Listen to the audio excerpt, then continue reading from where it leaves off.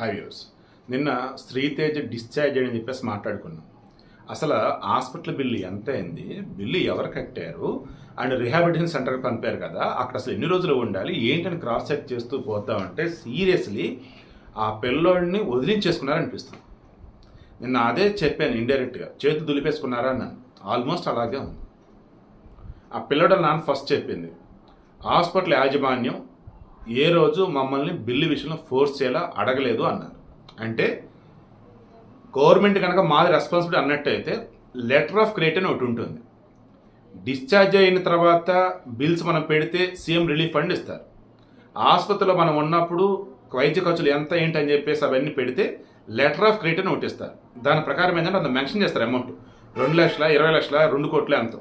ఆ అమౌంట్ లోపు hospital bill అయితే వాళ్ళు బిల్స్ మొత్తం గవర్నమెంట్ సబ్మిట్ చేసి వాళ్ళు తీసుకోవాలి అమౌంట్.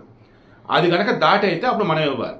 సో ఇతను వచ్చేసి ఏమన్నాడు, శ్రీతేజ్ వాళ్ళ నాన్న నన్ను అసలు ఏమీ అడగలేదు అన్నారు, అంటే ఎక్కడైనా ఫోర్స్ చేయలేదు అన్నారు, నన్ను అసలు ఎక్కడ ఇబ్బంది పెట్టలేదు అన్నారు. దాని అర్థం ప్రభుత్వం సైడ్ నుంచి చెప్పు ఉండాలి, ఆ పిల్లల నాన్న ఏం అడగదు, మాది రెస్పాన్సిబిలిటీ అని లెటర్ ఆఫ్ క్రెడిట్ అని ఇచ్చి ఉండాలి.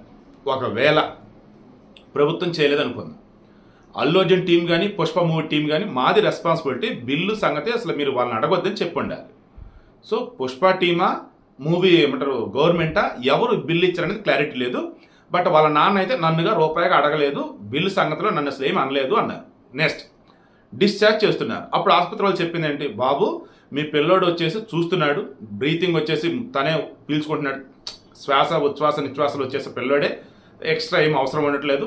ఇక ఫుడ్ అన్నప్పుడు కూడా తన నోటి ద్వారానే పైపుల ద్వారా తీసుకుంటున్నాడు కాబట్టి ఇంకా ఆసుపత్రిలో ఉంటే అతనికి ఇన్ఫెక్షన్ వచ్చింది కాబట్టి వద్దు, అందుకని డిశ్చార్జ్ చేస్తున్నాం అన్నారు. మరి ఇప్పుడు ఎలా, పిల్లోడు నడవాలి, పిల్లోడు గుర్తుపట్టాలి, పిల్లోడు మాట్లాడాలి, మరి చెయ్యాలి.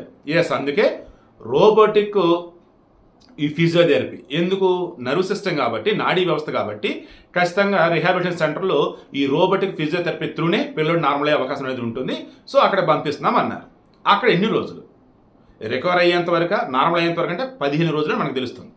15 రోజులే రోబోటిక్ ఫిజియోథెరపీ సెంటర్లో ఉంటారట. ఆ తర్వాత ఇంటికి పంపిస్తారట. మేబీ డైలీ ఫిజియోథెరపిస్ట్ ఏమైనా చేస్తూ ఉంటాడు, లేదన్నప్పుడు వీళ్ళకే చెప్తే అది వీళ్ళు ఫాలో అవ్వాలి. సో ఓవరాల్గా అన్నప్పుడు ఆ పిల్లోడిని ఆసుపత్రిని డిశ్చార్జ్ చేశారు, రిహాబిలిటేషన్ సెంటర్లో అరౌండ్ 15 డేస్ అలా ఉంచుతారు. ఆ తర్వాత ఇంటికి వెళ్ళిన తర్వాత ఇక మన సినిమాలో చూస్తుంటాం కదా, ఎప్పటిదాకా నార్మల్ అవుతాడు అన్నట్టు. ఈ మూమెంట్లో నిజంగా అద్భుతం జరిగి ఆ పిల్లడు ఎంత వీలుగా అంత త్వరగా నార్మల్గా అయితే సూపర్. అలా కాని పక్షంలో అల్లు అర్జున్ టీం చెప్పినట్టు, బన్నీ వాస్ చెప్పినట్టు, పుష్ప మూవీ టీం చెప్పినట్టు, లేదా గవర్నమెంట్ చెప్పినట్టు మెరుగైన వైద్యం కోసం విదేశాలు తీసుకెళ్తామన్నప్పుడు ఎవరో ఒకరు చొరవ కనుక తీసుకుంటే ఆ పిల్లడు త్వరగా రికవర్ అవుతాడు. అదర్వైజ్ మా పని మాదే అయిపోయింది అన్నట్టుగా వదిలించుకుంటే మాత్రం ఆ పిల్లడు పూర్తి బాధ్యత వాళ్ళ నాన్నదే. ఆల్రెడీ వాళ్ళ నాన్న దగ్గర అల్లు అర్జున్ 1 కోటి రూపాయలు ఉన్నాయి, పుష్ప మూవీ టీం 50 లక్షలు, సుకుమార్ 50 లక్షలు, 2 కోట్లు ఉన్నాయి కాబట్టి, అండ్ కోమటిరెడ్డి వెంకటరెడ్డి ఆయన కూడా 40 లక్షలు 50 లక్షలు అంత ఇచ్చినాడు. ఈ డబ్బులు ఉన్నాయి కాబట్టి ఈ డబ్బులతో మెరుగైన వైద్యం కోసం విదేశం వెళ్తారా, ఇక్కడే ఉండి బెస్ట్ ఫిజియోథెరపీ చేపిస్తారా, ఇంకా అంతా పిల్లల నాన్న ఇష్టం. బట్ శ్రీతేజ్ మనస్ఫూర్తిగా నువ్వు కోరుకోవాలని కోరుకుంటూ నన్నయ్య.